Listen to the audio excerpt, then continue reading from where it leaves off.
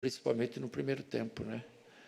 Uma trocação, uma marcação alta, a proposição de jogo no campo de ataque. Lógico que você não aguenta jogar o jogo inteiro assim, até porque do outro lado tem um adversário também descansado, que poupou o time no último meio de semana para jogar hoje, e um time que joga muito bem o futebol e está numa colocação melhor que a gente, que é o Bragantino, mesmo com a derrota.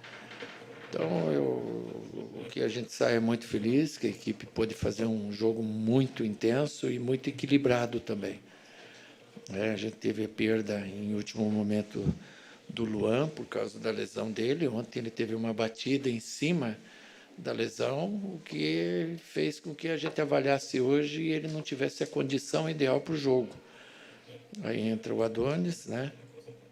E faz um jogo muito bom, firme, junto com o Lucas, né, entre os melhores em campo. Né? Então, é coisa para se comemorar, fato de quem trabalhou bem, se preparou para, quando fosse chamado, representar como ele fez. Cuca, boa noite. Aqui na sua frente, Felipe Camargo, de Olho no Peixe. Boa noite. As mudanças que você fez, a gente queria que você pudesse explicar, né? O Adonis foi bem, marcou gol, mas vinha sendo o João Ananias, né? O jogador a ser utilizado ali pelo lado esquerdo. Por que hoje você entendeu que o Adonis era o zagueiro ideal e lá na frente, né? Você tira o Gabigol, deixa ele no banco? Tem alguma coisa a ver com o que aconteceu lá no Paraguai ou foi uma decisão tática? Porque você, quando a gente conversou lá no Paraguai, você parecia ter ficado chateado, né, com a postura do Gabigol e nem não ter ficado no banco depois da substituição. A sua mudança teve alguma coisa a ver com alguma conversa que possa ter acontecido no CT durante esse período entre um jogo e outro? Então, vamos por partes, né? São duas perguntas. A primeira do Adonis. Por que o Adonis? Porque ele está treinando muito bem. E eu não sabia que ele jogava pelo lado esquerdo. E incrível, ele não me falou isso. Quem falou isso foi o empresário dele. Olha, professor, se você precisar, o Adonis joga por ali também, como ele jogou no Leão, um tempo de volante. Então, são coisas que a gente vai descobrindo. Eu estou há 48 dias aqui. Eu hoje conversei com o Adonis, o campo pesado, o treinamento que ele está fazendo.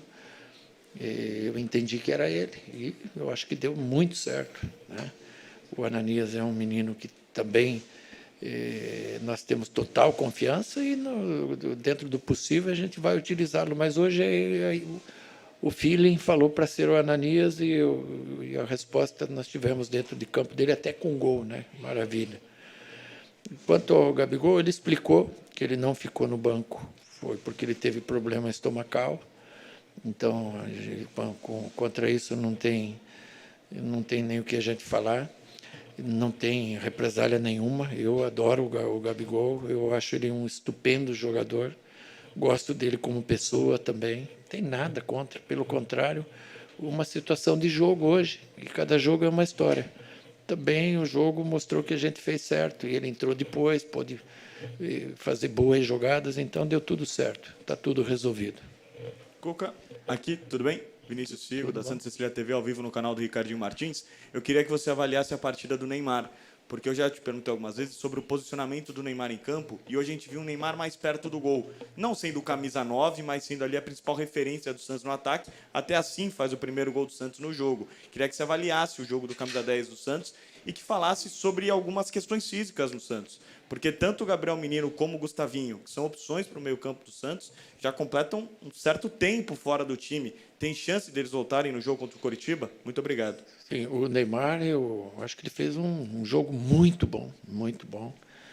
Ele prendeu a bola, ele criou, ele tem lances geniais que ele deixa o cara na condição de fazer o gol. Ele fez um golaço, né? Ele participou da jogada que a gente treina no segundo gol, né, com assistência, não diretamente, mas indiretamente. E depois foi o Barreal que tocou. Então, eu acho que ele fez um jogo muito bom, muito bom. Na hora que ele cansou, naturalmente entrou outro jogador, o Gabriel, no lugar dele. Os machucados, o Gabriel Menino, ele voltou um pouquinho prematuro, aí ele sentiu de novo. Né? E essas lesões, elas preocupam quando ela é recidiva, né? Que se chama, né? Então, a gente tem que tomar o devido cuidado. Um jogo numa dimensão igual hoje, assim, os caras vão no limite extremo, né? E você tem que estar 100%. O Gustavinho também está treinando bem, está recuperado. Agora é uma questão da gente pensar se utiliza ele no início ou durante a partida, mas ele vai estar relacionado.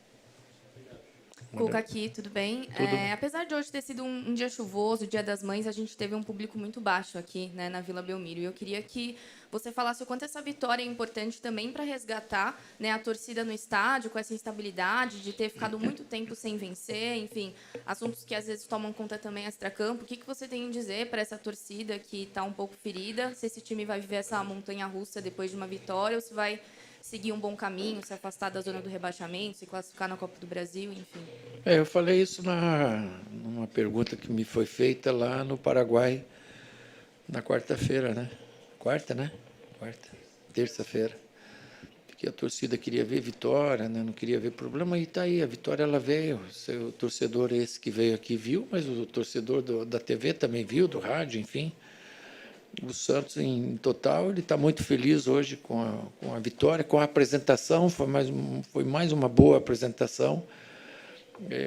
A gente se cobra muito, e com razão, mas nós tivemos 4 jogos fora de casa e 4 pedreiras. Não é fácil você jogar fora com Bahia, jogar fora com São Lourenço, jogar fora com Palmeiras. Jogos duríssimos, e a gente não perdeu nenhum desses. O empate passou a ser ruim, porque são 6 empates, né? 5 que a gente teve. Então, você estava 6 partidas, 7 sem vencer, hoje você está 6 sem perder. Então, agora a gente tem que engrossar o caldo daqueles empates. Com 2, 3 vitórias, você engrossa. Se você pegar a nossa campanha, de que eu cheguei até agora aqui, dá 50%.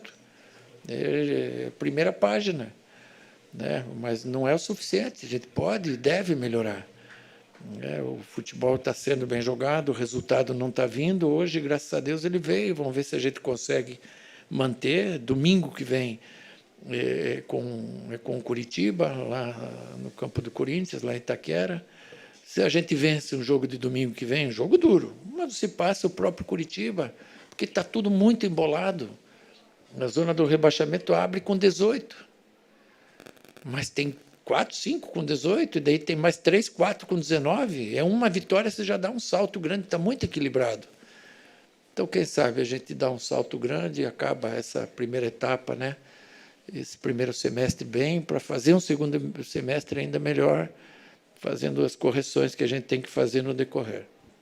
Cuca, boa noite, Everton Ramos aqui da Rádio Bandeirantes. Queria que você comentasse sobre o sistema defensivo do Santos hoje, que sofreu pouco o Bragantino, e o Santos que vinha, inclusive, grande parte dos gols tomados na sua campanha são no segundo tempo. O Santos que deixa a equipe com 2 lances sair na cara do goleiro Diógenes e ele fazendo 2 boas defesas em diagonal. Então, queria que você avaliasse a defesa e também o Diógenes entrando hoje entre os titulares. Sim, a defesa foi muito firme, muito segura, muito jogo difícil. O Bragantino tem um time bem treinado pelo Mancini, é um time que tem um conjunto interessante, estava totalmente descansado também.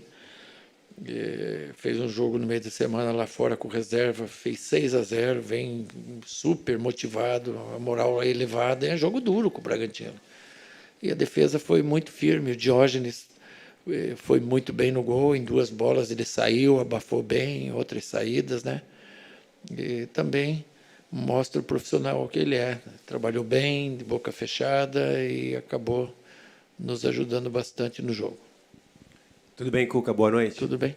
Cuca, você acabou de dizer aqui que a saída do Gabigol do time não teve nenhuma relação com o que aconteceu lá no Paraguai. Uhum. Tem relação com a parte física da equipe como coletivo? Por exemplo, com ele e Neymar juntos, o time perde um pouco de intensidade na recomposição do jogo. Tem a ver com isso?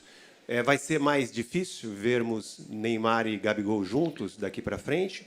Ou foi algo só ocasional? Saiu uma notícia aí de que ele estava mal fisicamente, que ele não estava correndo igual aos demais, que não é verdade. Hein? O Gabriel.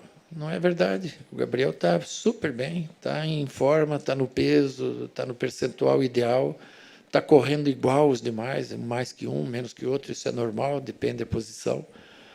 Então, são coisas que o jogador, quando está fora, assim, ele sente, né? Quando falam dele, não é uma coisa real, né? Então, a gente pode expor aqui que isso não é verdade. E hoje a opção por ele não jogar foi técnica, foi para que a gente também tenha outras maneiras de jogar, e o time foi bem. A gente tem que pensar jogo a jogo, né? Não dá para você fazer um planejamento de muitos jogos, porque é muito desgastante, né?